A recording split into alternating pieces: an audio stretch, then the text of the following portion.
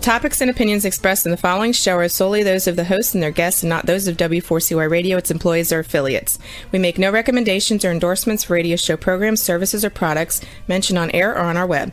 No liability, explicit or implied, shall be extended to W4CY Radio or its employees or affiliates. Any questions or comments should be directed to those show hosts. Thank you for choosing W4CY Radio.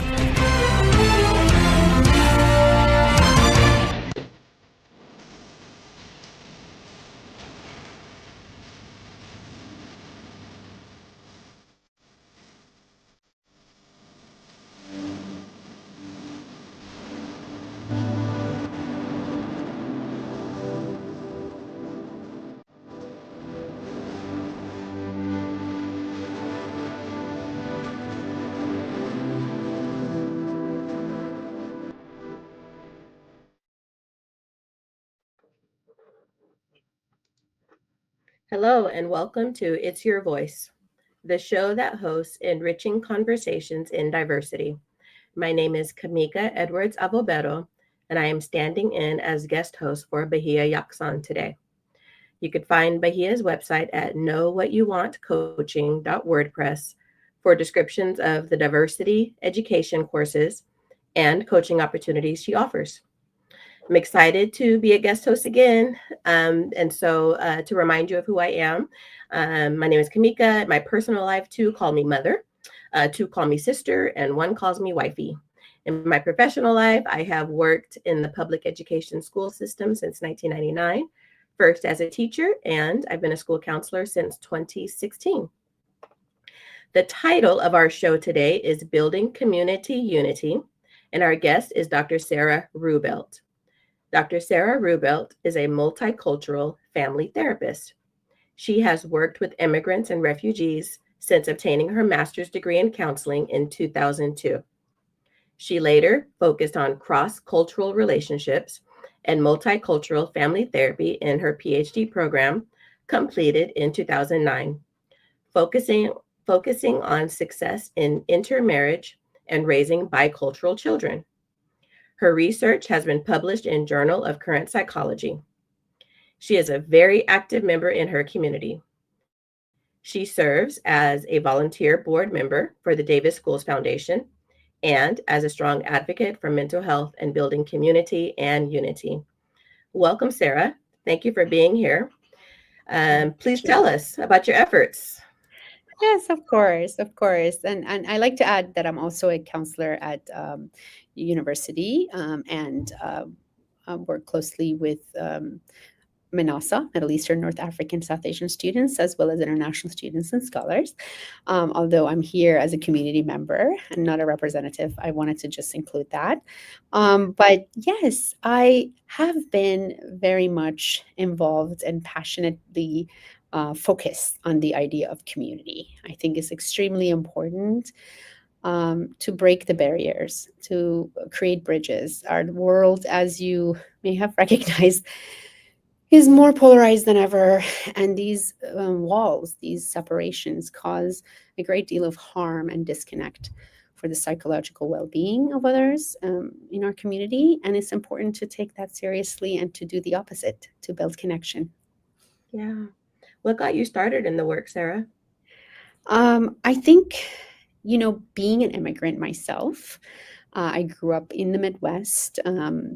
My parents, I grew up in a bicultural household myself, and just recognizing the importance of bridging and integrating my 2 backgrounds and creating a deeper level of understanding to people who potentially wanted to put me in a category that I don't belong. And you see this, this is not about villainizing any single person or any entity. I think we all have a lot to learn from each other. And the stance of curiosity became sort of that hallmark of what I recognize is missing, is to show curiosity and to allow people to be curious so that they can learn. And, from the moment I knew I wanted to pursue psychology, sociology, anthropology, I've double majored in psychology and sociology and minored in anthropology because I cared about all of these questions, that context matters, narrative matters, and yeah, so the curiosity began there, and you can see from the line of work that I've done that it really.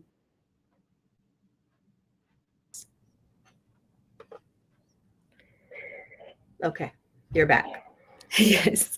Yes. Sorry, I can go on and on, but I'd rather you ask the questions, and I can be more specific in answering that.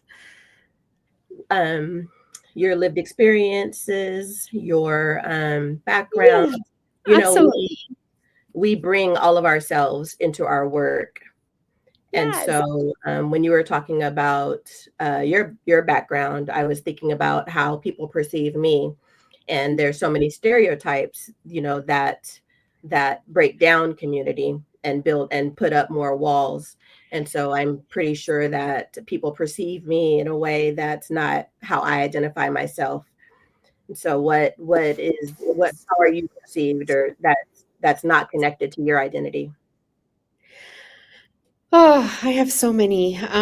You know, I think it's not only my own personal stories since I was young growing up and being misunderstood, or, assumptions that were made about me that were inaccurate, but also I think I have a soft place in my heart for my clients, my students, my, families that I work with, who also bring that into focus, into awareness. Mhm, The mhm, othering, the overgeneralizations, the, assumption makings, the jumping to conclusions. I mean, as we know now, and this is what I love about psychology, is that it holds so many answers around mhm, this topic. I mean, cognitive behavioral therapy in particular, I always say it has to do with I think, therefore I feel. And there are 10 thoughts that are identified as invalid. And among those thoughts are all or nothing thinking, overgeneralizing, jumping to conclusions. So I think these assumptions are made, particularly oftentimes,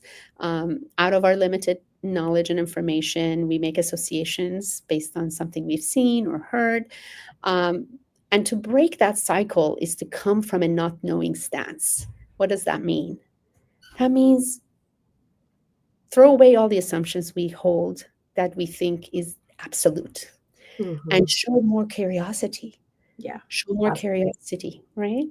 Mhm. And so you're asking your clients, you're asking those in your circle to not be afraid to ask questions. Is that how you recommend approaching with curiosity?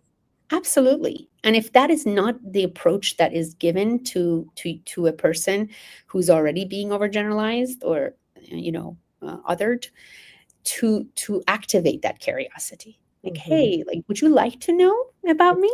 mhm, Would you like me to share my narrative, my story? Because I'm more than happy to do so. yes. How do you do that so you described how you do that professionally. What does your community work look like? Your activism and advocacy? It's a very good question. I think just being a parent in our community, recognizing the immense need for support in our schools, Mhm, with our education curriculum programs that need funding, all the way to teacher support, and above all, mental health support, access to mental health for yeah, students, because a little bit goes a long way.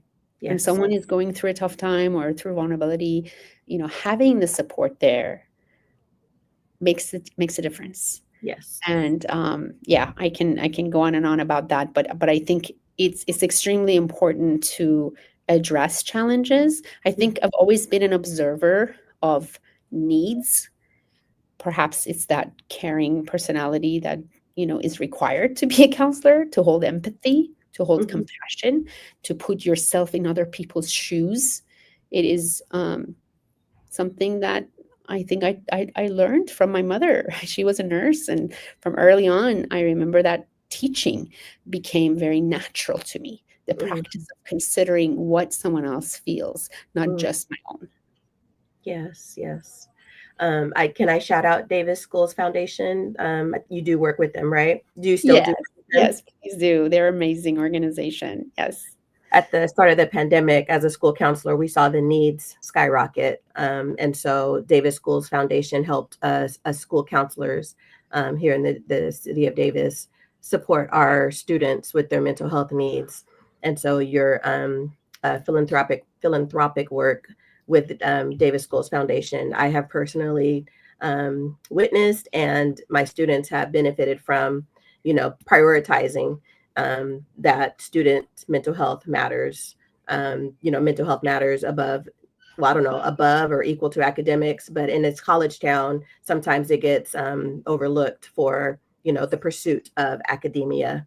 And we know that we do better when we're stable in our physical and mental health. It's harder to get things done if we're not feeling well inside our hearts and outside in our bodies. So thank you for that support. Thank you very much. Absolutely. You said it so beautifully about all that encompass this mission of Davis Schools Foundation. It is indeed important to prioritize emotional mental health in our community. Academics this is, even as a college community counselor, I give the same sort of message, which is, yes, academics is important, but in order to be successful in your academic goals, you want to be grounded and you want to have emotional health and emotional wellness as a priority.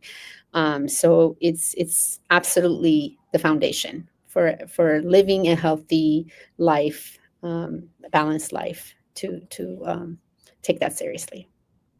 And the stronger the individual, the stronger the family, the stronger the community, right? Absolutely. So what kind of activities help bring people together or help close divisions that you've been a part of, or that you're recommending, that reinforces and emphasizes unity? Absolutely. Thank you for asking that question.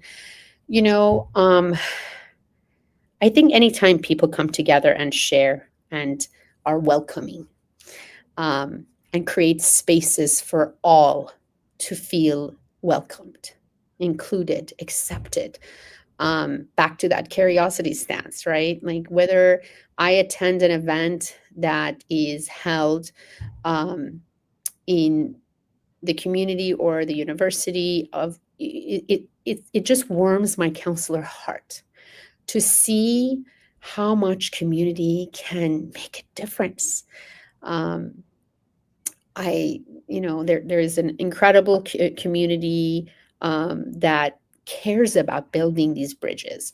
I want to do a shout out for some of these organizations that create that. For example, iHouse, the International House of Davis. I'm really fond of them. I see that through the years of living here, they've organized events that brought people together. I hope they continue doing that. And I hope that there is more and more funding towards that, because it is important to build bridges. It is important to, feed the thirst of curiosity of people who want to know, who want to learn, who want to plunge in to an experience. Yeah. One of my professors in grad school taught us, it gave us a project. It was called the Cultural Plunge project. And we were supposed to pick an experience we've never had, whether that is walking into a synagogue, to a mosque, to a church, to a gay bar. I don't know, just anything that would be a complete unknown, and we might have a set of assumptions connected to it. She empowered us to not be afraid and to just be curious, go with a list of questions and observe. Yes. And years later, when I became a professor and taught that exact course, Multicultural Family Therapy, I adapted the same exact assignment for my students. It's about getting to know and experience and figure out and make your own decision. Taking that plunge, I think, requires bravery and courage. Do you agree? 100%. Absolutely. And I think if you have a choice between living in fear or learning, I promote growth mindset. This is something, as a mom and as a counselor, I promote and teach all the time. And I'm learning for as long as I live, until my dying breath.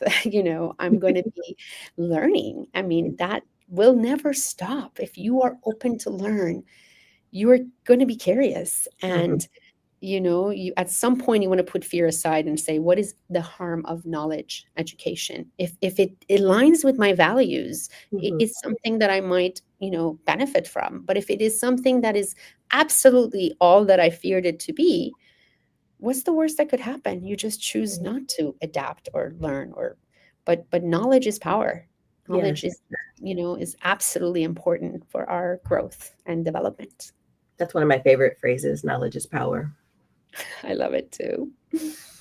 I was learning. I'm also a lifelong learner. I enjoy learning. I enjoy uh, building new neural pathways and neuroplasticity. We're never too old to learn something new. And so, yes, you can teach an old dog new tricks. And so, encouraging people to get out of their silos. And I'm a firm believer in going to different places, new spaces, and talking to people and getting to know their story. A training that I did on restorative practices, restorative practices where they're repairing harm, bringing people together that have harmed each other and getting them to see each other's perspectives. At that seminar or at that workshop, they were saying it's really hard to hurt people once you know their story. And so Yes. part of building bridges is storytelling and listening and empathizing and just realizing that the world is not like how you see it. And so big fan of storytelling and big fan of the plunge into new spaces. I love it. Thank you so much for sharing that, and thank you for doing the things you do to make a difference in that realm. It's important. I mean, but it's hard, right? Because you started the podcast today about the current environment, right? The geopolitical, spatial, environmental. It's not easy, and so because of divisions, because of all that separates us, even though I'm we're so all glad you're bringing it up. There's so many things that separate us, but I'm a firm believer that the humanity within us has a lot more commonalities that we need to realize, and we need to build the foundation on that. yeah. And one of the things I'm recognizing is warming my heart to see in our community is, little kind of groups and circles that are created to come together in solidarity for whatever cause, whatever belief, whatever that is inspirational to them. and Mhm. and it's in the making of what what is needed to cope with the fears and the uncertainties and the anxieties of our times today. And um, my hope is that we create more of that. Um, I think it's an absolute necessity, not only for our survival, but our back to, again, my counselor hat is coming on, the coping with the challenges and the adversities of life always brings people together. Brings Yeah. people together. That's why, as counselors, we have things like support groups, Yeah. therapy groups. Community is healing. Yes. Connection is healing. Yes. Belonging is healing. And so tapping into that is going to be our saving grace, because no one can make it alone in this world. Now, that's a statement that Salvador Minuchin mentioned in his Lifetime Achievement Award. I happened to be there at the Mhm. Networker Symposium in Washington, D.C. a few years ago when he was getting his Lifetime Achievement Award, one of the grandfathers of family therapy, for those who don't know. But Mhm. yeah, here he was, Argentinian, psychiatrist, later developing family therapy, one of the family therapy foundations in structural family therapy. Mhm. And he was somebody I taught and studied in, obtaining my doctoral degree. And here I was in this Lifetime Achievement Award celebration. And I go and introduce myself. I got the microphone and I said, I am a multicultural family therapist. And I want to know, what is your message to how that's made possible to build bridges and create. There's so much disconnect, and there's so much, sometimes it feels impossible. And he's, with his beautiful Argentinian accent, he said, well, Sara, I tell you one thing, you can't do it alone. And it just, to this day, is like this huge significant message in my mind, bringing importance, attention, and focus to unity. Back to Mhm. the topic of our podcast, Mhm. no one can do it alone. We Mhm. need each other. We are stronger together. Mhm. And our pain, our suffering belongs to the human family. It is not one individual's pain. It is not unique. It is not isolated. It's relatable. And as long as we connect with that relatability, back to the power of empathy and compassion, we can stand strong, and unity will rise and make it happen, make it possible for people to overcome pain and suffering. Thank you for sharing that direct quote, and what an honor to be there in person to hear from someone who's doing the work, who lives the work. And so is that one of the ways that you stay motivated? Because like I said, the divisions are everywhere. It's easy to get discouraged. How do you stay motivated? Absolutely. I do stay motivated with inspirational figures, there's my favorite book that I read to my kids every night, or at this point, my daughter, she's younger, is in basically bedtime stories for rebel girls. And it's designed to give little synopsis, one page of biographies of significant people who face adversities, who face hardship, but manage to overcome. And sometimes there's significant people known in the world, and sometimes it's people who nobody's ever heard of, but their story is magnificent and inspirational.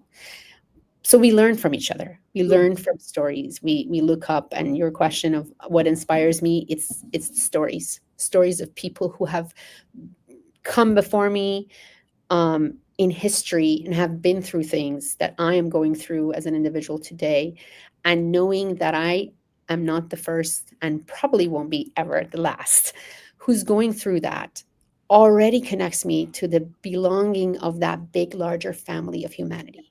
Yeah. And I think it's inspiring to learn from those who faced unimaginable challenges, but the strength within them, the power of the human strength is what we all possess, and we can learn from each other. If they can do it, I can do it. Absolutely. And there are remarkable people among us, in our own communities, in our circle. I'm a huge fan of Sandy Holman. I just love this woman. She's done tremendous work here in our community, and her book,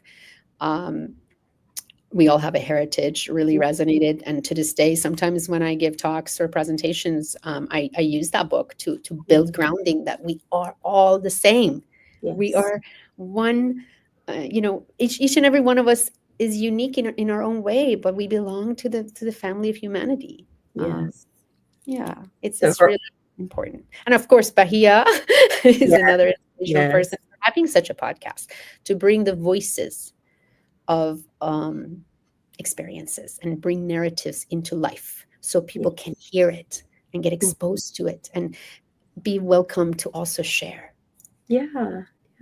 Just making space to see and hear someone who doesn't look like you, doesn't sound like you, doesn't live like you. It grows us. It grows our depth. Absolutely. And I just want to do a shout out to all the counselors in our world today. All caregivers, teachers included, but I feel like particularly, I think counselors and mental health workers just don't often get enough kudos for the amount of heart they provide in this line of work. And the amount of exposure to pain and suffering and vicarious trauma, and it's a lot. And it is. I just had to take a moment and to say thank you for the counselors who are making the world a better place, to giving space for exactly this, voices to be heard, to be the advocates, to be the advocate of the people who don't have a voice.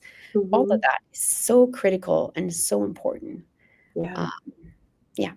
So that's a good plug for to reduce the stigma for therapy. Go get therapy, do your work, because where else and I tell you, I do a lot of outreach about that. The therapy is all about you and your needs and your goals. Where else can you get that? I do a lot of outreach on that exact topic, Kamika. Yes. It has to do with a couple of things that's extremely important to, and I think individuals resonate with. You matter. Yes. I cite a poetry poem of Rumi. It's one of my favorite poets in the world. And he says in this poem, you are not a drop in the ocean. You're an entire ocean in a drop.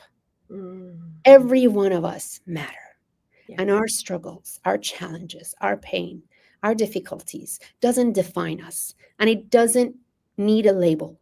It doesn't need a blame. It just is. Mm-hmm.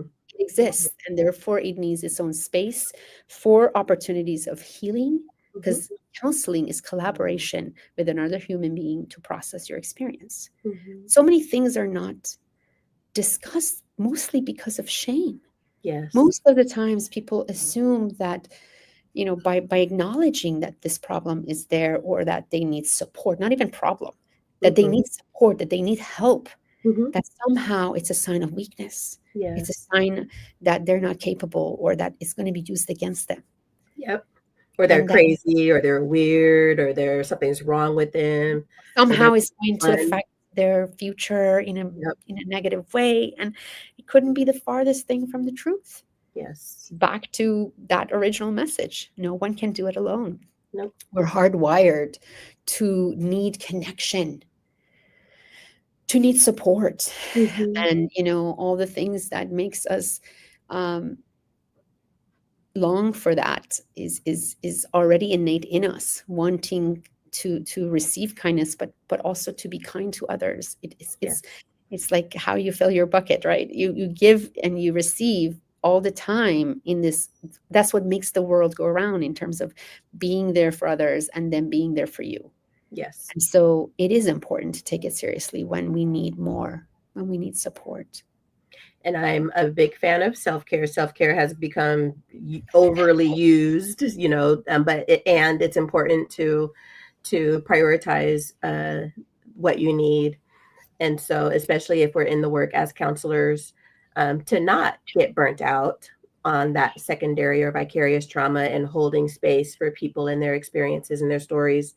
It's very important to take time for yourself and to work your self-care routine, whatever that looks like.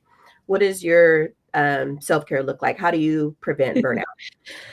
Oh, well, I absolutely live, breathe, write poetry. I can't get enough of that. I love poetry. So that's something I do for myself to get grounded. I get inspired by poems that is meaningful and grounding and speaks to the human experience. Mm-hmm. Um, I love nature. Nature is absolutely a healing source, Yeah. healing power. Anytime I see trees dancing in the wind, if I spot a hummingbird, oh, that definitely sparks some serious Yeah. soothing mechanism in me. When I see animals being loving, like, there's so much that I learned from my own puppy, my own dog. I mean, Mm-hmm. she's not a puppy anymore, but I still call her my puppy. But Yes. just learning from animals and spending time looking at how unconditionally they love, Mm-hmm. and how they don't care about you being perfect. There's that gift of imperfection that I highly recommend the book, The Gift of Imperfection. Um, but it's just a lot of um, connection with inspirational people, community in the community, and loved ones, and people who really are, but they have the gift of putting you at ease. Yes. That to me is self-care. That calming, comforting energy, soothing. So you have your Absolutely. support people. Who's in your support part of your support Yes. system? Yes. I love walking in nature, and I love movement. I think dancing is really another form. Dancing and music is also part of my routine of Yeah. self-care. And you mentioned leaning on people, and so you can't do it alone. And so, who are the people that you lean on to support you when you're feeling depleted? I have good friends who are there for me, whether we go for a walk or just have an exchange of thought or expression. Mhm. Um, I have also people that I get inspired by. I know that there is a lot of, talk about social media and things, but sometimes, we feed off of each other's energy. Mhm. And if you are inspired by someone who produces positive energy, whether that is online, whether that is in person, it doesn't matter. If they produce positive energy, I mean, it's contagious. Yes, It's you're gonna feel it. right. And so those things definitely something that I lean on, and I like to produce that too. So Mhm. I have a Instagram of my own, that I post some, whether it's a nature scene that captured in time because it touched my heart. I think to myself, hey, it might touch another person's heart too. So Yeah. whether it's a poem I read that really gave me the gift for the day to be able to survive some challenges, I think maybe that could lift up another soul's spirit. So it's just that sharing is caring. That saying really goes a long way. I think that positive energy is something that the world needs now more than ever. It Yeah. always needed it, but I think, yeah, if we can produce it, if we can take part in it, and if we can find people who do that and produce it, it's powerful. Agreed. Agreed. And so we have similar routines of nature and dance and getting inspiration from social media and positive people. Are there any practical tips that you can give our listeners to build community and to reinforce unity? Absolutely. I love both, narrative therapy and cognitive behavioral therapy. And despite its long name, it's really simple. I think, therefore I feel. That's the heart of CBT, cognitive behavioral therapy. Um, that cognition, our thoughts matter, and they are connected to the way they make us feel. If Okay. we are ruminating on negative thoughts that, um, is labeling situations or ourselves or others, if we are, drowning in a bunch of should statements like I should know that better, or I should this, if we are discounting the positives in our life and that's all we do is see the glass half empty, Hmm. um, we can do something about it. Hmm. The first step is to become aware that we're doing this, that we're on a Yes. rut of some sort, right? Like mindfulness, awareness. That's the first step. And once that happens, learning how to do it differently. For example, for every negative thought that you have, push yourself to produce a few positive ones, even Hmm. one, right? Like for every label that you produce to conclude some scenario or situation with, force yourself, if it's a negative label, force yourself to also come up with a positive, Yeah. or to just say, what if it's not this label? What if I'm wrong? Be Hmm. curious. What if you're missing something here, There's that right? curiosity again. The Yes. curiosity again. Absolutely. The what if. I have Yes. a good friend who created this whole, entrepreneurship idea of asking the what if question in every realm. So I think he just goes around giving a lot of inspirational messages about challenging how we think, and Hmm. what if there's another way to think, look at that. What if, right? If we Hmm. start with such a statement and activate our curiosity to Hmm. wonder, our sense Hmm. of wonder, Hmm. we can unlock these prisons we create in our own heads because we assume that it is this, and we fit ourselves in these boxes that end up being Yeah. prisons within our mind. Yeah.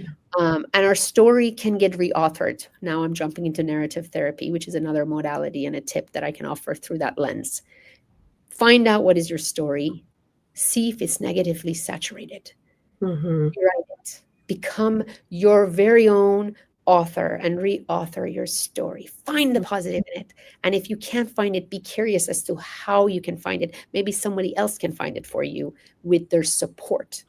Yeah. And that's where potentially a counselor could be helpful, right? Or somebody that you trust, that Hmm. can look at that and kind of offer you another suggestion, another perspective. So, for those in the audience taking notes, Dr. Ruebelt is suggesting awareness, self awareness, mindfulness, and accepting of being aware of our thoughts and accepting the positive and the negative. And because our brains are naturally going to look for the negative to keep us safe, when we're stressed, overwhelmed, our brains become bottom heavy, and that part of our brain kicks into survival mode. And so we're going to be searching and scanning for the negative. So I heard you say, force yourself, be intentional to look for the opposite, the positive, and challenge those thoughts. Asking what if. Tip number 2 is asking what if, and empowering yourself to rewrite your own story. And you reminded me of inner child work, inner child healing. we have those early experiences, adverse childhood experiences that can stay with us. And so would you also suggest as a practical tip to kind of care for little Kamika, little Sarah, our little person? 100%. I'm so glad you brought that up, Kamika, because one of the things that I do acknowledge and encourage oftentimes my clients to do is to recognize that inside all of us, there is a child within, there's an adult within, and there's a parent within. The child within is exactly that vulnerability state, that raw emotional voice of, I hate this. I don't want to go there. I don't want to do that. What's wrong with me, right? It's a very innocent, vulnerable voice, and it needs to be allowed to be acknowledged. Oftentimes people go straight to the adult voice when the smallest amount of the child voice within them surfaces, where the adult is like telling them, the adult voice in our society is a bunch of do's and don'ts and what's right and what's wrong. And it's a lot of all or nothing, right? Yep.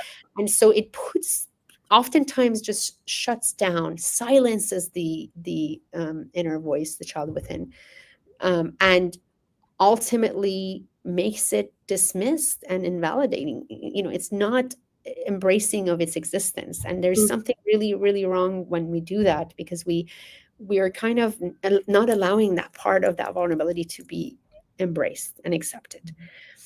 And it doesn't go away by dismissing it. We don't just, it doesn't vanish. It's just silenced.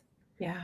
And it adds to resentment. It adds to more intense emotions of anger and frustration. So here comes where the parent voice is supposed to come. And by parent voice, I'm not talking about an authoritarian style of parenting. I'm talking about authoritative, the most loving, nurturing parental figure you can think of. We have seen them in action, right? Whether it was our direct parent who was falling in this category, or a grandparent, or a teacher, or a kind, nurturing, loving, caring human being. Yes. Where they see us, they make us feel seen and accepted. They provide empathy and compassion, but they also help us reflect, help us connect the dots. So yes, I activate not silencing the inner child voice and allowing a nurturing parental voice within us to give the child within us big hugs. Metaphorically with us. So restorative practices has a model, a social discipline window, and there's these quadrants, and the one that you're talking about, the doing the parenting that's with the child, not to the child, and not for the child, or not against the child, but it's more partnering, and it's restorative, and it's not permissive, and it's not demanding. And so that just also reminds me of restorative practices to restore our wholeness within us. And so lots of practical tips. I'm taking notes over here too. So I hope the audience is taking notes too, because the work is ongoing, licensed or unlicensed, whether you have the degree or not, like the work still continues. Absolutely. Absolutely. Growth mindset, that self-actualization journey of getting to know who we are, what is our strengths, what is an area that we want more support with, whether we want to label it as a weakness, or we want to label it as an area we want more growth, more attention, more support. It's just ongoing. Be a lifelong learner, and don't shy away from having that growth mindset, because this makes life worth living when we're learning and we're growing and we're connecting the dots. So would you say like these processes of doing our inner work, our inner healing, can happen at the same time as we're showing up whole in our communities, whether we feel healed and whole or not? Do you feel like one has to precede the other to help the community be stronger and to help the community be more unified? Not at all. It goes hand in hand. It's something, I love the word synergy. Sometimes we activate growth in each other. Sometimes sharing vulnerability is what activates growth in another person who resonates. As you said, it takes courage to show up in spaces and to sometimes share vulnerabilities and share even curiosity, to plunge into the unknown. Fears can hold us back. But when we dare greatly, I'm really citing Brene Brown a lot today. Dare greatly is another book by Brene Brown, just like the other one, Gift of Imperfection. But when we dare greatly to leap into our courage, to discover, to be curious, to have a sense of wonder, to learn how else another person is coping with this, right? Mhm. Sometimes it's about learning from each other. It's about sharing vulnerability so that it puts us at ease to share tips, to Yes. connect, and to say, this is what's working for me. Maybe consider doing that too. Or yeah. Yeah. Because I want to ease the pressure. Or I just want to reassure people that you don't have to like be this No. healed, complete person before you help the community. It's in tandem. It's synergistic. You can do both and. Absolutely. You can do both, and don't isolate. The worst thing you can do is pull away, shut down, retrieve, isolate, disconnect, ruminate with those thoughts I mentioned. By the way, you can look this stuff up. It's my favorite realm of framework of cognitive behavioral therapy is through the lens of Dr. David Burns. He's Mhm. written books like When Panic Attacks, or his website Feeling Good, feelinggood.com. You can go on this website and retrieve a lot of knowledge and resources and information about what it means to be mindful of your thoughts and how these thoughts are connected to your feelings. Because if I think all day that I am flawed, I have limits, I am whatever label I give myself, okay? Mhm. If I Mhm. blame myself, of course I'm going to feel horrible. How can I not? How can anybody feel good if they think like that Mhm. most of the time in their day-to-day experiences? Yeah. The key here is recognizing and being mindful that I or any given person is thinking through those lenses. And that's why those references of knowing what those invalid, distorted thoughts are Mhm. is powerful. It's a tool in your toolbox. Know better, do better. Yeah. You can't change something that you're not aware of or that you don't know is happening. Yeah. If you start recognizing, wow, I sure do jump into a conclusion a lot. I sure do look through the lens of all or nothingness a lot. Mhm. I sure do tend to blame, like it's got to be someone's fault, Yep. right? If I discount the positives in my life quite often and I only see it through the doom and gloom, Mhm. which, by the way, research shows directly feeds into depression, clearly, right? Then how can I recognize that these thoughts are what I'm producing? And what if I work a little bit more on finding outlets and experiences that could produce a little bit more of other thoughts, Yeah. you know? And Yeah. that's different for every given person. Mhm. Sometimes people can get challenged by interaction with others. Mhm. Sometimes it's about energy. It's about spaces. Where am I? Where's the context of my life? How can I unplug myself from the negative energy and Yes. tap into some positive ones? And is that another practical tip that you're kind of suggesting 100%. about 100%. research Cultural and plunge doesn't have to be the news extreme, cycle? scary stuff. Yeah. Cultural plunges doesn't need to be extreme stuff. Sometimes I tell young people, like, go spend some time with the elderly. Like, go volunteer for an hour a week at a nursing home. Mhm. You'll be amazed what it does for you. I would love that. For me, when I was an undergrad, I was going through a lot, and I was working in as an activity assistant in an Alzheimer's unit.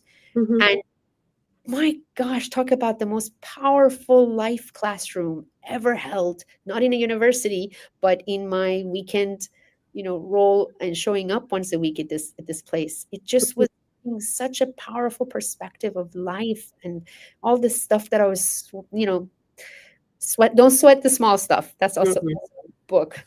But you know, your cultural plunge could be an environment and a reality of someone else in a different stage of life cycle that you're Mhm. so far away from because you're so isolated in your own, right? Young people are usually generally surrounded by other young people, especially if they're a college student.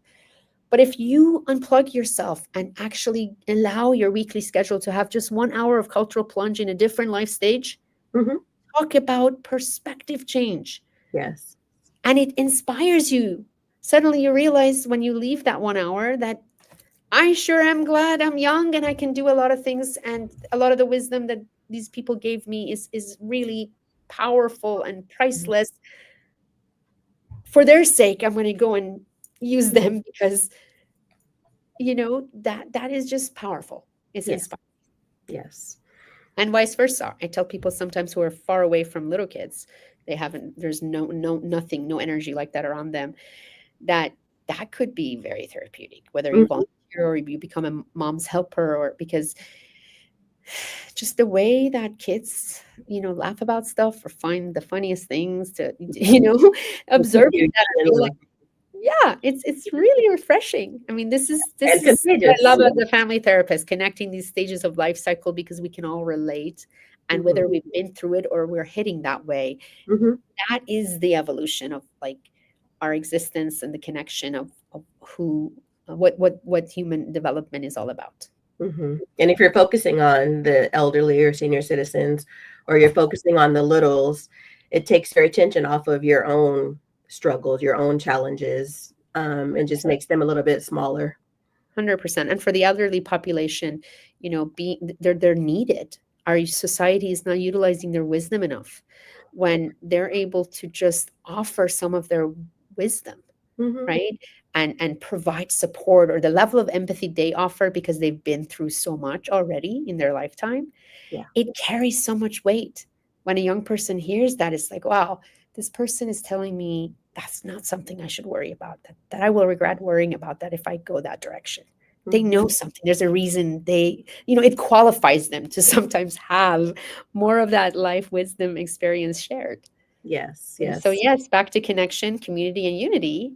Try to definitely. bring your circle to touch the stages of a life cycle in our human experience. It Yeah. will do wonder in terms of creating community, unity, and sharing, and feeling empowered that we all need each other. And is that your vision for, is that your vision for us as the human race? Absolutely. I think that's the reason I took this role at UC Davis is to bring more of that bridging and community and connection. I think that I mean, this is a college town, but I feel like the community of Davis has so much to offer to the university and vice versa. And I think that students, and again, I'm speaking only from my own personal experiences as a counselor who's worked in the Mhm. community of Davis and also at the university.